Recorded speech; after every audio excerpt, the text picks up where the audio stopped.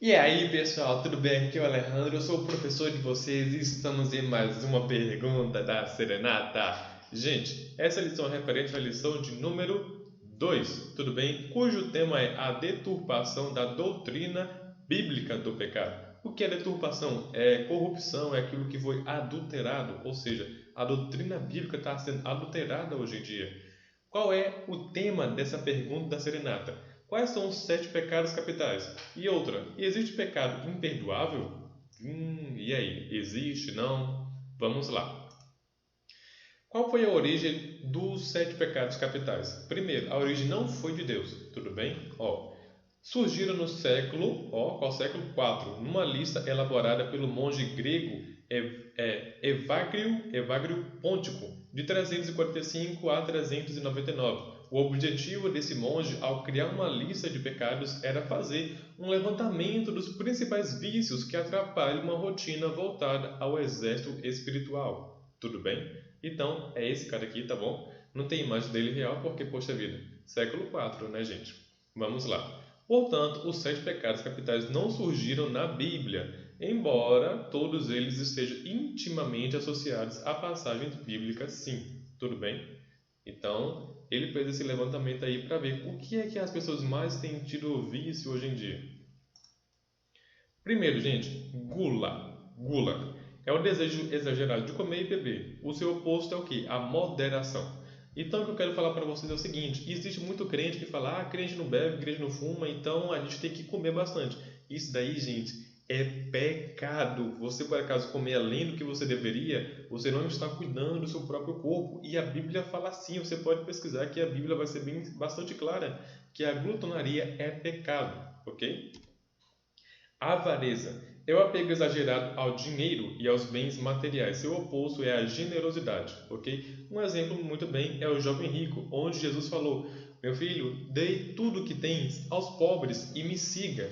Mas ele decidiu não fazer isso e continuou fazendo o quê? Continuou com as suas riquezas, pena que ele não foi para o céu. Pelo menos a partir daquele momento é o que se dá a entender. Se ele depois foi seguir a Jesus, aí é uma história que a gente não conhece.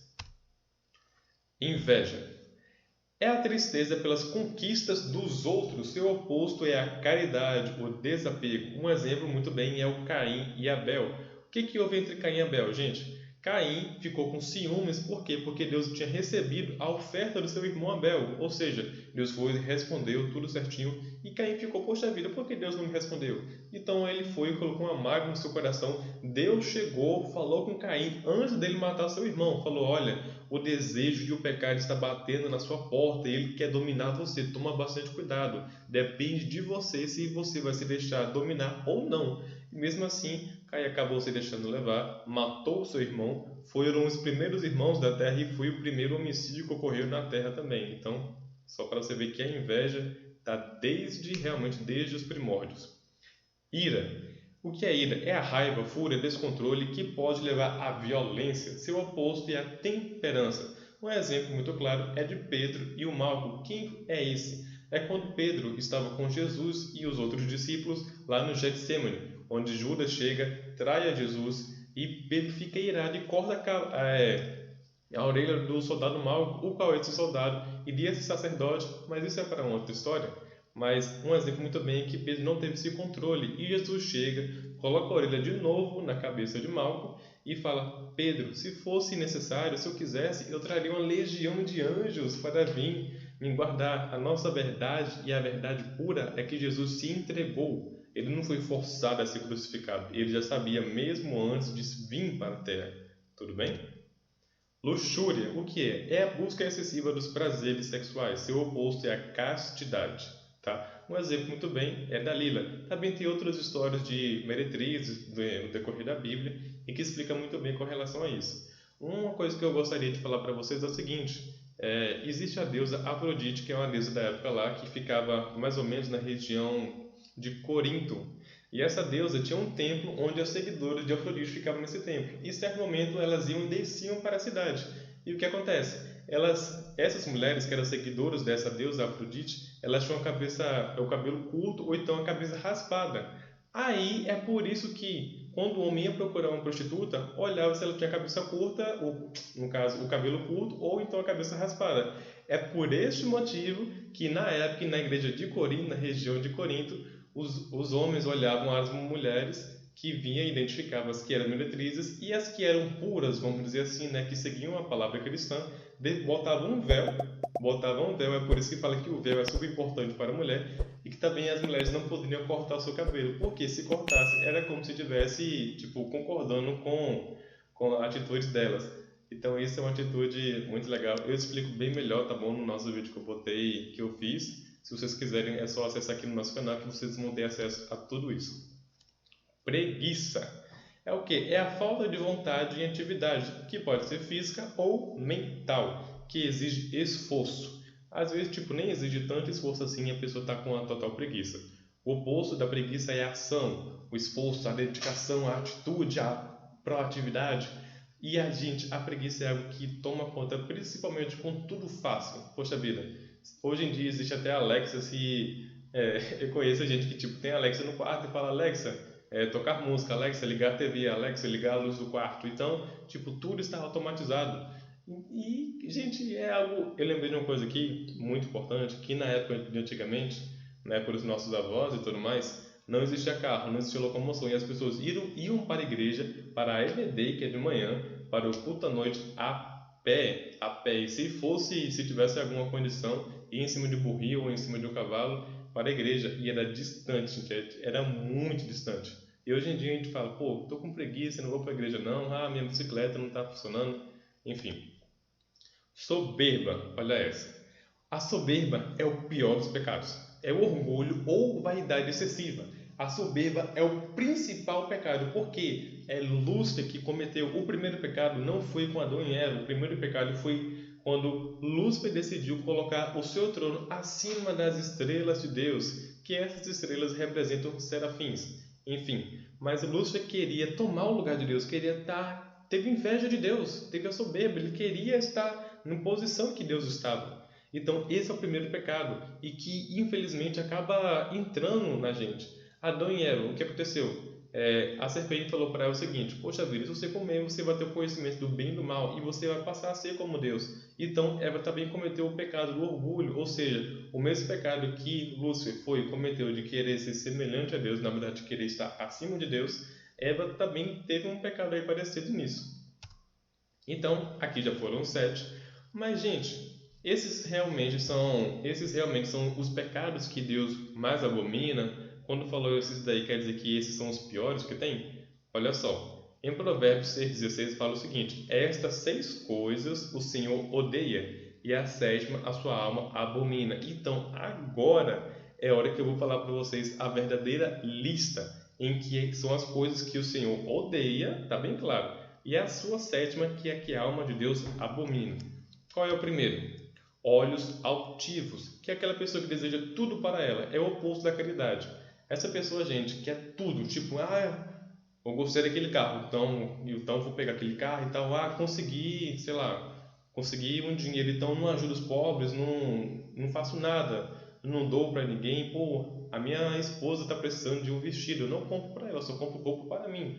Então, existe isso, tá? Olhos altivos. Língua mentirosa. A palavra é bem clara que fala que quem mente é filho do diabo, porque o diabo é o oposto à verdade, tá? Língua mentirosa é um dos pontos aí muito fortes. E tem gente que fala, é só uma mentirinha. Não existe mentirinha e nem mentira grande. Mentira é mentira, tá bom? Pecado é pecado. Ó, mãos que derramam sangue inocente. Um exemplo muito claro é quando Saul manda matar os profetas de Deus. Saul está em busca de Davi, os profetas não falam onde Davi estava e Saul vai e manda matar os profetas de Deus. Olha só o absurdo. Coração que maquina pensamentos perversos. Gente, um exemplo muito claro é quando Judas decide colocar no seu coração o desejo de pegar 30 moedas de prata, pelo amor de Deus. Isso é tão inútil, não é à toa que depois que ele cometeu o ato, ele queria devolver aquelas moedas e as pessoas que deram aquelas moedas para ele falaram, não, isso aqui está sujo de sangue. Então, olha só, Judas realmente viu que o que ele tinha feito tinha sido uma loucura, infelizmente acabou morrendo logo após, não foi salvo, mas a gente tem que tomar bastante cuidado com o nosso coração. Pés que se apressam a correr para o mal. Gente, a vontade de fazer o que desagrada a Deus. Tipo assim, eu tô aqui, tô tranquilo, tô sem fazer nada. Poxa vida, eu tenho que fazer alguma coisa de errado. Eu tenho que ir, eu tenho que pecar, eu tenho que beber, eu tenho que fumar. Enfim, a pessoa não consegue ter paz. O que é que causa isso? É o diabo que está dentro dela. A pessoa realmente está endemoniada e o diabo não a deixa ter uma vida tranquila. A qualquer momento o diabo vai colocar alguma coisa na cabeça dela e ela procura fazer algo de errado. Então, são pés que se apressam a correr para o mal. A testemunha falsa que profere mentiras. Essa daqui é a penúltima. Essa aqui já foram 6, tá bom? A próxima aí é que a alma de Deus abomina. Um exemplo, gente, que acontece é o seguinte. Quando os sacerdotes afirmam que Jesus é um endemoniado. Olha só, a testemunha é algo muito forte naquela época. Por exemplo, se eu e o meu irmão chegar e falar que o Mateus lá roubou um carro, então o Mateus é realmente levado à justiça, tá? O que acontece? Por exemplo, um exemplo claro na Bíblia é quando chega as pessoas levam a mulher que tinha pecado, que tinha traído seu esposo, jogam lá até Jesus e queria apedrejar ela. Aí Jesus vai e está falando, quem não tem pecados, atira a primeira pedra. Então a testemunha era algo muito forte. E o que acontece é a sexta coisa que Deus odeia é a testemunha falsa que profere mentiras. E a sétima, que é a que a alma de Deus abomina, é o seguinte: fofoca. Sim, fofoca. O que semeia contenda entre os irmãos. Gente, o que é isso? A palavra fala que nós temos que amar o nosso próximo. Nós temos que ter comunhão com Deus, nós temos que ter comunhão com o nosso próximo. E a palavra é bem explícita quando fala o seguinte: não tem como você amar a Deus e odiar o seu irmão. Porque como você vai amar a Deus ao qual você não vê, sendo que você não ama o seu irmão que você enxerga? Então isso aqui é muito, fica óbvio para a gente que a gente tem que amar o nosso próximo. E o que é que isso aqui? O que semeia contenda entre os irmãos? É quando, eu vou dar um exemplo aqui. Eu chego com meu irmão e eu falo, cara, você por acaso viu ali o que a Letícia ficou? Você viu o que ela fez, velho? Ela foi e caiu com aquele cara, já tinha acontecido uma vez, veio, pediu perdão, ficou de disciplina e pecou de novo. Então, cara, essa mulher, olha só o que ela está fazendo. Então, olha o que eu estou fazendo aqui. Eu chamo o meu irmão e ao invés de ir ajudar, eu estou falando mal dela para o meu irmão, que é exatamente a fofoca. Então, eu estou causando contenda. O meu irmão estava tranquilo, eu vou, falo com ele e existe uma contenda contra ela, entendeu? Então, essa, gente, é o grande peso e é o que a alma de Deus abomina. A gente poderia muito bem falar aqui, poxa vida, nessa lista tem derramar sangue inocente, tem um assassinato. E a fofoca, então, no caso, quer dizer que é pior? É o que está escrito na Bíblia. É o que está escrito aqui. Depois você pode pegar, ler Provérbios 6,16. Tá bom? E qual é o pecado imperdoável? Qual é o pecado que a pessoa comete uma vez e não tem mais perdão, que já está destinada ao inferno? Qual será? Qual que você acredita e tal? Você concorda com o que eu vou falar aqui? Vamos lá. Blasfêmia contra o Espírito Santo. Sim, este é o pecado imperdoável. E o que é isso, Alejandro? Eu vejo muitas pessoas falando isso que eu não entendo. Eu vou ser bem claro. É quando a pessoa conhece Cristo, sabe que Ele existe de verdade e depois diz que não acredita mais em Deus. Ou seja, acontece a apostasia, acontece a incredulidade. No caso, eu botei aqui a imagem da grande meretriz com a besta, a qual ela está por cima. E quando vai falar, num livro de Apocalipse 13, acredito que nos 5 primeiros versículos, fala que essa besta aqui sai do mar e que ela começa a falar palavras blasfemas contra Deus no período da grande tribulação após 3 anos e meio, ou seja, está no 3 anos e meio realmente do terror acontecendo. E é nesse período em que ela vai falar blasfêmia. E em Apocalipse 17 fala que ela tem o nome de blasfêmia, ou seja, a gente está falando aqui o quê? Que Lúcifer antes acreditava em Deus, estava no lado dele, só que depois renegou, eu agora não acredito mais que Jesus é melhor para minha vida. Aí eu me rebelei. Então, isso, no caso, gente, é a blasfêmia contra o Espírito Santo. O diabo sim acredita que Jesus, ele sabe que Jesus existe, tá? Ele sabe que Jesus existe, mas não há perdão para ele. Fruto do Espírito. Isso daqui é o que vai fazer com que você suporte, com que você tenha força, isso vai fazer com que você consiga vencer essa tamanho os 7 pecados capitais, as 6 coisas que Deus odeia, a 7ª que a mão de Deus abomina, porque nós somos tendenciosos a pecar, gente, a pecar, infelizmente. E quais são esses 9 frutos do Espírito? É o que? Amor, gozo, que no caso é alegria, a paz, longanimidade, benignidade, bondade, fé, mansidão e domínio próprio. Domínio próprio que eu lembrei de Pedro que ele não teve na hora do Getsemane. Mas enfim, gente, vamos nos aprofundar, vamos buscar a Deus, vamos falar, Pai, eu quero ter mais domínio próprio, eu quero ter mais paz, eu quero ter mais alegria, eu sou muito ingrato, eu quero ter mais bondade, eu quero praticar mais a caridade. E eu desejo isso. Não é à toa que a logomarca da nossa empresa, que é o Frutificados, representa o quê? O fruto do Espírito. Na palavra não fala frutos do Espírito, fala fruto do Espírito. É como se fosse uma tangerina que tem vários gominhos dentro dela, só que ela é uma fruta só que tem várias partes separadas, entendeu? Que cada parte é uma parte diferente. Então, está aqui, tá bom? Eu quero perguntar para vocês, tipo, qual foi a parte que vocês mais acharam interessante? Faça um minuto EBD, tem pessoas que têm gostado bastante. Hoje a proposta teve na minha igreja, foi muito legal. E a lição de número 3 é o seguinte: o perigo do ensino progressista. O que as escolas têm ensinado para os alunos? Como que tem sido hoje em dia? Como que tem sido os ensinos? O que a sociedade tem colocado na cabeça das pessoas? Enfim, vamos tomar bastante cuidado, vamos aprender tipo, a ter posicionamento, enfim.